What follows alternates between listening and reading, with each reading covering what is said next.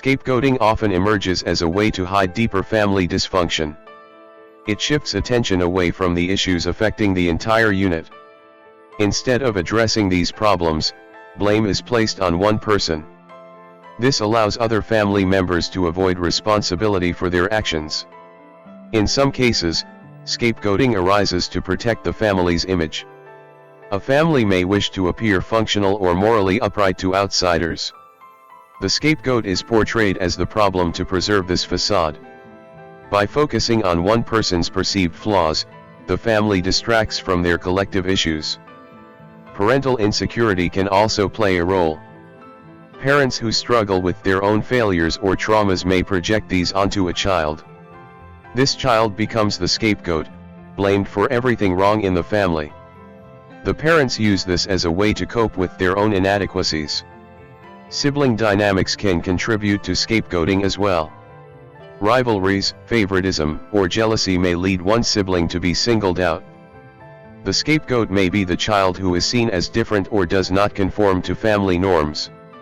Their uniqueness makes them an easy target for blame. Sometimes, scapegoating serves as a coping mechanism for unresolved generational trauma. Families with histories of abuse or neglect may continue harmful patterns. Scapegoating becomes a way to channel the pain without addressing its root causes. It perpetuates a cycle of dysfunction across generations. This dynamic is often unconscious. Family members may not realize they are participating in scapegoating. They rationalize their behavior by believing the scapegoat truly is the source of problems. This denial prevents them from confronting their own roles in the family's struggles. The scapegoat becomes a lightning rod for conflict.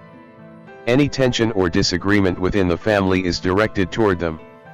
This prevents open communication and problem solving. It keeps the family stuck in toxic patterns while the scapegoat bears the emotional burden.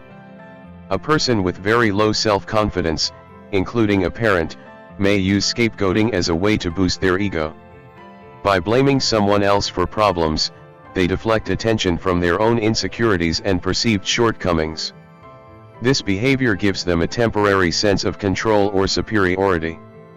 For a parent, targeting a child as the scapegoat allows them to avoid acknowledging their own failures in parenting or personal life. Scapegoating becomes a way for them to feel better about themselves. By criticizing the scapegoat, they create a comparison that makes them seem more competent or morally upright.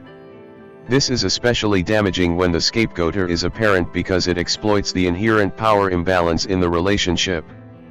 Instead of addressing their own lack of confidence, they project negativity onto the scapegoat. This projection provides a false sense of relief. However, it does nothing to resolve their deeper feelings of inadequacy. Over time, this dynamic can create lasting harm for both the scapegoat and the person engaging in the scapegoating. The scapegoat, often a child or a vulnerable family member, bears the emotional weight of this dynamic. They may internalize the blame, leading to feelings of guilt, shame, and worthlessness. For the scapegoater, the temporary boost to their ego prevents them from addressing their deeper self-esteem issues, perpetuating the cycle of dysfunction. Breaking this cycle requires awareness and accountability. Family members must recognize how scapegoating harms everyone involved. Addressing the underlying issues can help the family heal. However, this often takes time, effort, and a willingness to face uncomfortable truths. For the scapegoat, understanding the origins of this role can be empowering. It allows them to see that the blame placed on them is unjust. They can begin to separate their identity from the negative labels imposed by the family. Scapegoating may arise for many reasons, but its effects are always harmful. It creates an environment of blame, denial, and emotional harm. Recognizing and addressing this dynamic is a vital step toward breaking free and fostering healthier relationships.